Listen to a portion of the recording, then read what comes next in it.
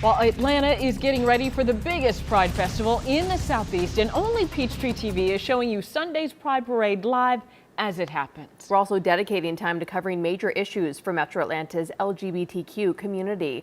Tonight, CBS 46's Karen Greer is looking at the positive changes from a notorious Atlanta police raid of a Midtown gay bar. I pronounce you married. 10 years ago, same-sex marriage was illegal in Georgia. You couldn't openly serve in the military. But walking into the Atlanta Eagle, it didn't matter who you were. I mean, I have people in here in a three-piece suit all the way down to, full leather. It doesn't matter how you want to dress. It's a place that you can come and be yourself and not be judged. It's 100+ years old. Richard Ramey, once a regular at the bar, has owned it for the last 22 years. This year marks the 10-year anniversary of the infamous illegal police raid that left the LGBTQ community bruised and customers scared to go back. Yes, this looks really bad. Yes, this should have never happened.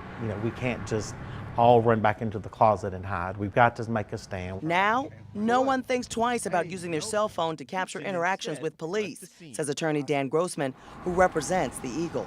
And so one of the first things they did was take people's cell phones or kick their cell phones away because they didn't want any video of this nasty stuff that they were about to do. The violation of their rights so egregious, the events after the raid made it illegal for an officer to interfere with the public's right to videotape or even photograph police activity. People think about it as a gay issue, which to an extent it certainly was, right?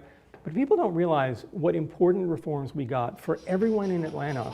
On a September weeknight in 2009, the infamous Atlanta Police Red Dog unit stormed into the Eagle, some of them wearing masks, on a complaint alleging illicit sex and drugs. The now disbanded group was a drug unit known for its aggressive tactics. This type of unlawful raid was something that the Atlanta police had been doing primarily to black establishments for a while, and nobody ever really challenged it. And I think they got this idea that if we pick on some kind of a vulnerable community, we'll get away with it. Officers shouted gay slurs and forced some 60 customers and staff to lie face down on the beer-stained floor, then illegally searched each person without serving any warrants. There were people, old people in their 50s and 60s and 70s, just being shoved to the ground, thrown on the ground, people with hip conditions. Nothing illegal was ever found, but 8 employees were charged with failing to have a city permit. In fact, when they got to jail, they had no bond because there was no such crime. So they couldn't set a bond to something they never heard of. Ramey was off that night when his phone rang about 9:30. What in the world could have happened that would create such a force, a show of force from my bar? It took 3 years and a federal ruling before the city complied with the $1 million settlement to the Eagle and 24 plaintiffs.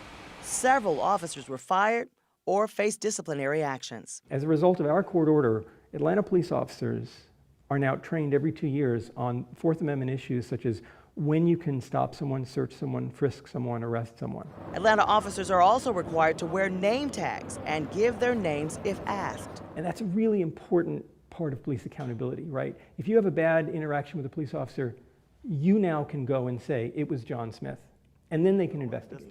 Ramey says he holds no hard feelings against the Atlanta Police Department, and he's satisfied with the outcome.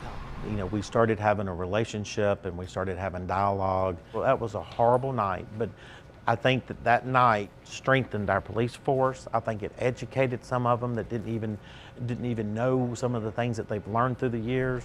I think that night has enlightened a lot of things in our city. Karen Greer, CBS 46 News. Our continuing coverage goes on all week long as we get closer to Sunday's Atlanta Pride Parade. Be sure to watch it live at 12:30 that afternoon on Peachtree TV.